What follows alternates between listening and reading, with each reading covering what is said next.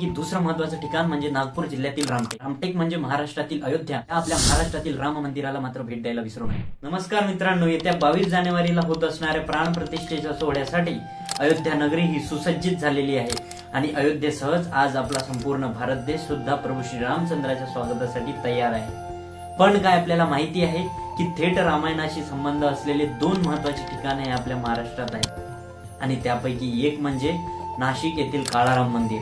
हे तेच ठिकाण जे पंचवटी म्हणून ओळखले जाते आणि म्हणतात की या ठिकाणाहूनच रावणाने सीता मातेचं हरण केलं होतं।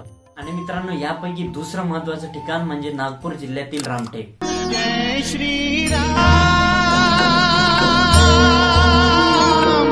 जय जय श्री राम। ऐतिहासिक दृष्ट्या अतिशय प्राचीन आणि धार्मिक असलेलं असं हे ठिकाण।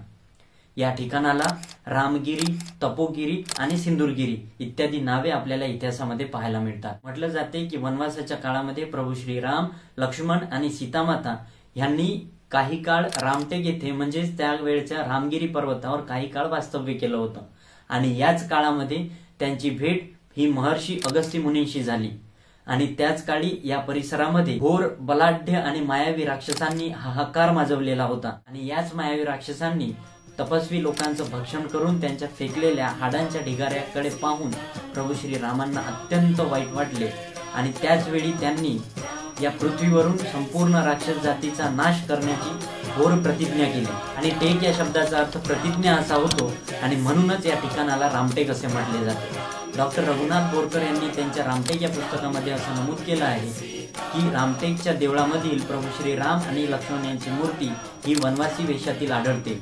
बाकी इतरत्र त्या सामान्यतः किरीटधारी असतात। तसेच या मंदिराचं वैशिष्ट्य असं की इथे राम मंदिराच्या अगोदर लक्ष्मण मंदिर आणि लक्ष्मण मंदिराच्या अगोदर हनुमान मंदिर अशा प्रकारच्या मंदिरांची रचना आहे आणि याच परिसरामध्ये महर्षी अगस्त्य मुनींचा आश्रम देखील आहे आणि महाकवी कालिदासांचं स्मारक सुद्धा आहे।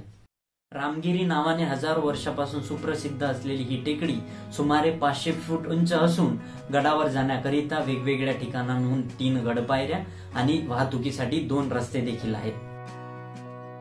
कविश्रेष्ठ महाकवी कालिदासाने येथूनच त्यांचा मेघदूत या ग्रंथास आरंभ केला होता आणि म्हणूनच आज देशातल्या निवडक संस्कृत विद्यापीठांपैकी कविकुलगुरू कालिदास संस्कृत विश्वविद्यालय हे एक संस्कृत युनिव्हर्सिटी आज रामटेक मध्ये आहे। तसेच याहून एक ना अनेक अशी प्रेक्षणीय स्थळे या रामटेक तीर्थक्षेत्रामध्ये आहेत। मग यामध्ये अंबाळा तलाव, नारायण टेकडी, नागार्जुन टेकडी, जैन मंदिर, बुद्ध विहार, खिंडसी तलाव इत्यादी ठिकाणी येतात।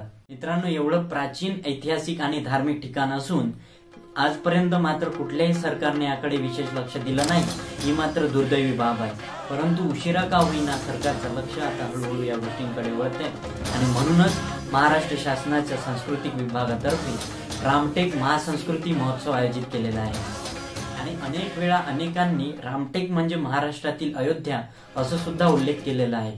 परंतु मला असं वाटते की अयोध्या म्हणजे हे प्रभू श्रीरामांचं जन्मस्थान असून रामटेक हे प्रभू श्रीरामांची कर्मभूमी आणि संकल्पसिद्धीचे ठिकाण आहे। त्यामुळे रामटेकला महाराष्ट्रातील राम मंदिर किंवा प्रभू श्रीरामांची संकल्पभूमी असा उल्लेख केलेलाही योग्य राहील आणि आपल्या सगळ्यांना आग्रह राहील की निश्चितच आपण आपल्या आयुष्यात कधी ना कधी अयोध्येला जाणारच आहोत, परंतु त्या अगोदर या आपल्या महाराष्ट्रातील राम मंदिराला मात्र भेट द्यायला विसरू नका। धन्यवाद।